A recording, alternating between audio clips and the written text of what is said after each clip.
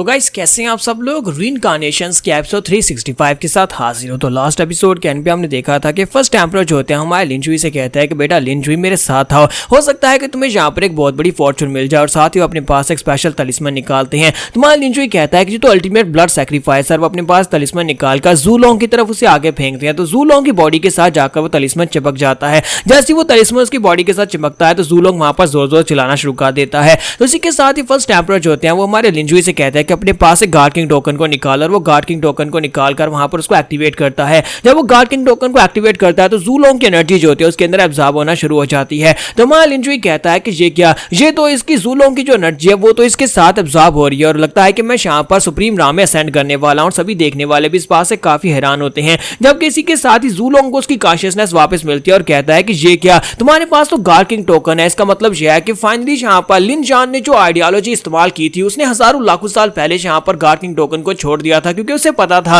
कि उसकी जनरेशन में से कोई ना कोई यहाँ पर आएगा जो सुप्रीम राम में पहुंच पाएगा। मुझे लगता है कि उसने ये सारी की सारी प्लानिंग पहले ही कर रखी थी। उसे पता था कि हम लोग यहाँ पर वियर्ड क्लैन के वियर्ड एम्परर्स को नहीं हरा सकते। इसी वजह से उसने यहाँ पर ये सारी की सारी जो एनर्जी थी और सारी की सारी चीजें जो थी वो तुम्हारे लिए छोड़ रखी थी। इसी वजह से अब मैं यहाँ पर तुम्हारा साथ देने को तैयार हूँ। तुम्हारा लिन जुई से कहता है कि सीनियर जूलोंग आपको यहाँ पर परेशान होने की जरूरत नहीं है। मैं लिन जुई अपनी पूरी कोशिश करूंगा ताकि मैं यहाँ पर वियर्ड क्लैन को हरा सकूं। और बाओ जियान कहता है कि मैं उम्मीद करता हूं कि यहाँ पर मास्टर लिन जुई यहाँ पर उसकी पावर्स को एब्जॉर्ब करने के बाद सुप्रीम राम में ब्रेक थ्रू कर सके। तो इसी के साथ ही मास्टर लिन ली उसके पास होते हैं और उसे कहते हैं कि हमें उसके पूरा भरोसा करना चाहिए, वो ऐसा कर पाएगा। और इसी के साथ ही उनके जो एंशिएंट सिटी के लोग होते हैं वो कहते हैं कि वहां पर साइड के ऊपर देखो तो उन्हें वहां पर दूसरी तरफ से ब्राइट राम यानी कि वियर्ड क्लैन के लोगों की तरफ से वहां पर जबरदस्त एनर्जी दिखाई देती है। तो उन्हें दिखाई देता है कि कुछ लोग जो है वो वियर्ड क्लैन के लोग जो है इस तरफ आ रहे हैं। तो वो लोग कहते हैं कि इनकी एनर्जी तो बहुत ज्यादा टेरिफाइंग है, लगता है कि वियर्ड क्लैन के कुछ एंशिएंट किंग्स यहाँ पर आ रहे हैं। फर्स्ट एम्परर कहते हैं कि मुझे लगता है कि फाइनली यहाँ पर वियर्ड एम्परर जो वो दोबारा से रिवाइव हो चुका है। उन लोगों ने यहाँ पर पूरी कोशिश करने के बाद वियर्ड एम्परर को रिवाइव कर लिया है।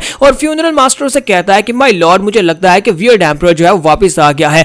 इससे पहले पिछली बार जब हम लोगों ने वियर्ड एम्परर के साथ फाइट की थी उस वक्त मास्टर लिन जान और जूलोंग दोनों ही उसके सामने नहीं टिक पाए थे, दोनों मारे गए थे। क्या आपको लगता है कि लिन जुई इसके सामने टिक पाएगा? तो फर्स्ट एम्परर से कहता है कि मुझे लगता है कि अगर वो यहाँ पर सुप्रीम राम में पहुंच जाता है तो उसके बाद यहाँ पर वियर्ड एम्परर के सामने वो रेजिस्ट कर पाएगा, लेकिन उसे हरा पाना ये पॉसिबल नहीं है। लिन जुई अकेला उसे बिल्कुल भी नहीं हरा पाएगा। तो इसी के साथ ही फ्यूनरल मास्टर से कहता है तो फिर बताए कि हमें यहाँ पर क्या करना होगा। तो फर्स्ट एम्परर से कहते हैं कि मुझे भी फिलहाल के लिए इसके बारे में कुछ भी नहीं पता कि हम लोग आके क्या करेंगे। फिलहाल के लिए हमें यहाँ पर लिन जुई को सुप्रीम राम में पहुंचने तक उसकी मदद करनी होगी ताकि कोई भी उसे डिस्टर्ब ना कर सके, चाहे कुछ भी हो जाए। वियर्ड क्लैन के जो वियर्ड किंग्स हैं वो यहाँ तक नहीं पहुंचने चाहिए और लिन जुई को नहीं रोकना चाहिए। तो लिन जुई वहां पर बैठकर जूलोंग की एनर्जी को एब्जॉर्ब कर रहा होता है ताकि वो अपने आप को सुप्रीम राम में ब्रेक थ्रू करवा सके। और सभी देखने वाले कहते हैं कि पिछले कई सालों से यहाँ पर कोई भी सुप्रीम राम में ब्रेक थ्रू नहीं कर पाया, तो क्या फाइनली यहाँ पर लिन जुई सुप्रीम राम में ब्रेक थ्रू करने वाला है? क्या ये सुप्रीम राम में ब्रेक थ्रू कर जाएगा? लेकिन इसकी सुप्रीम राम बाकी सभी लोगों की सुप्रीम राम से काफी ज्यादा स्ट्रॉन्गर क्यों लग रही है? एक बार इसने यहाँ पर सुप्रीम राम में ब्रेक थ्रू कर लिया तो कोई भी यहाँ पर इसको रोक नहीं पाएगा। हमारे एल्डर्स तो पहले भी से रोक नहीं सकते थे, लेकिन जब ये सुप्रीम राम में पहुंच जाएगा तो कोई भी से रोक नहीं सकता। जनरल मास्टर कहता है कि माय लॉर्ड मुझे लगता है कि वियर्ड क्लैन के लोग यहाँ पर पहुंच चुके हैं। और इसी के साथ ही वहां पर उन्हें वियर्ड क्लैन के 4 किंग्स दिखाई देते हैं।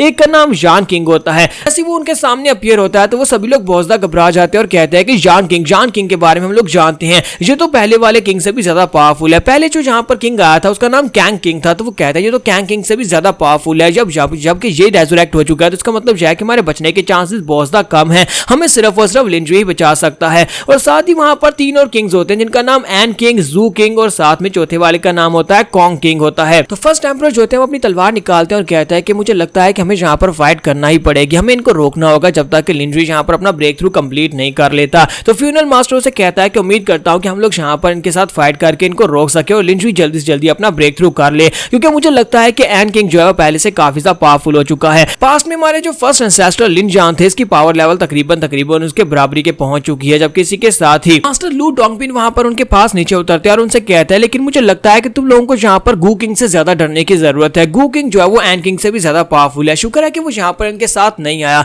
और मैं भी यहाँ पर इसी बारे में सोच रहा हूँ कि वो खुद यहाँ पर क्यों नहीं आया। और इसी के साथ ही दूसरी तरफ से मास्टर टियानजी को दिखाता है कि मास्टर टियानजी अपने एंशिएंट सिटी के लोगों से कहता है कि सभी लोग जल्दी से अपनी पूरी जान लगा दो और यहाँ पर अपने बैरियर को एक्टिवेट करो। अगर तुम यहाँ पर बैरियर को बना नहीं पाए तो हम सभी लोग यहाँ पर मारे जाएंगे। सभी लोग वहां पर अपनी पावर्स को रिलीज करते हैं और कहते हैं कि हम लोग यहाँ पर लिन जुई को बचाएंगे ताकि लिन जुई जो है वो अपना ब्रेक थ्रू कंप्लीट कर ले। हमें यहाँ पर एंशिएंट क्लैन के किंग्स को रोक कर रखना होगा। जबकि एन किंग उन लोगों से कहता है कि तुम्हें क्या क्या लगता है कि तुम लोग यहाँ पर अपने इस कमजोर से बैरियर के साथ हमारे सामने टिक पाओगे? हमारा वियर्ड एम्परर जो है वो दोबारा से रीअपियर हो चुका है उसके जिंदा होने के बाद। अब यहाँ पर 12 केज वर्ल्ड्स में उन सभी के डिस्ट्रॉय होने का वक्त है और इसी के साथ ही अपनी एनर्जी को रिलीज करते हुए उनकी शील्ड के ऊपर अटैक कर देता है। लेकिन जब वो शील्ड के ऊपर अटैक करता है तो फ्यूनल मास्टर वहां पर बीच में आता है, उसके अटैक को ब्लॉक करता है और कहता है कि तुम्हारा ओपोनेंट मैं हूं, तुम्हें मुझसे फाइट करनी है। तो एंड किंग उसे कहता है कि तुम्हें क्या लगता है कि तुम यहाँ पर मुझसे फाइट करने के लायक हो? फ्यूनल मास्टर, मैंने सोचा नहीं था कि इतने हजारों लाखों सालों के बाद तुम अभी तक जिंदा होगे। चलो ये तो अच्छी बात है कि तुम जिंदा हो, लेकिन इस बार मैं तुम्हें कंप्लीटली डिस्ट्रॉय करने वाला हूं।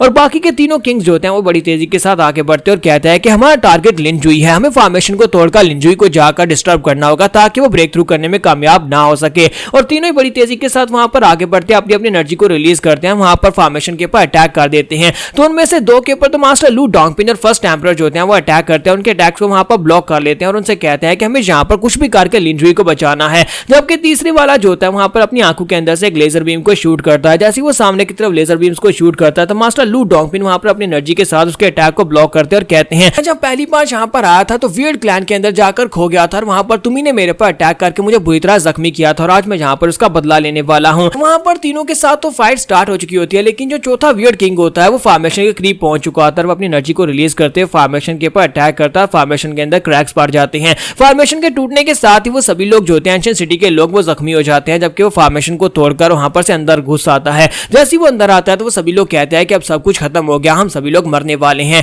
एक एंशिएंट वियर्ड किंग जो है वो अंदर आ चुका है और वो यहाँ पर आकर हमें मार डालेगा। और इसी के साथ ही वो लोग कहते हैं कि हमें कुछ भी करके लिनजुई तक उसे पहुंचने से रोकना होगा और सभी लोग वहां पर आगे बढ़कर उसके ऊपर अटैक करने की कोशिश करते हैं। हालांकि उन्हें पता होता है कि उनमें से कोई भी से मार नहीं पाएगा। जैसे वो उसकी तरफ आगे बढ़े होते हैं तो उसी के साथ ही वो किंग जो होता है अपनी पावर्स को रिलीज करते हुए वहां पर उनके ऊपर अटैक करता है। वो अटैक बहुत ज्यादा पावरफुल होता है और वो सभी लोग बहुत ज्यादा घबरा जाते हैं, उन्हें लगता है कि वो मरने वाले हैं। लेकिन इसी के साथ ही लिनजुई उनके सामने आकर खड़ा हो जाता है। तुम्हारा लिनजुई जो होता है वहां पर सामने आकर खड़ा होता है और उसे कहता है कि तुम लोगों का बहुत बहुत शुक्रिया यहाँ पर मुझे टाइम देने के लिए, बाकी सब कुछ मेरे ऊपर छोड़ दो। और साथ ही में लिनजुई अपने पास से ज़ू लोगों की पावर्स को रिलीज करता है और कहता है चलो ये तो अच्छी बात है कि मुझे यहाँ पर अपनी एनर्जी को कंप्लीट करने के लिए, अपने ब्रेक थ्रू को कंप्लीट करने के लिए ब्लड एसेंस की जरूरत थी और तुम खुद ही यहाँ पर मेरे पास चले आए हो। और वो किंग जो होता है वहां पर से भागने की कोशिश करता है, लेकिन मैं लिनजुई का ड्रैगन जो होता है बड़ी तेजी के साथ आगे बढ़ता है, जाकर उसे बाइट करता है। उसकी एनर्जी बहुत ज्यादा पावरफुल होती है और इस बात से वो भी काफी ज्यादा हैरान होता है और कहता है कि इसकी एनर्जी अभी ये सुप्रीम नाम में पहुंचा भी नहीं है, लेकिन इसकी एनर्जी जो है बहुत ज्यादा पावरफुल हो चुकी है, मुझे यहाँ से भागकर जाना होगा।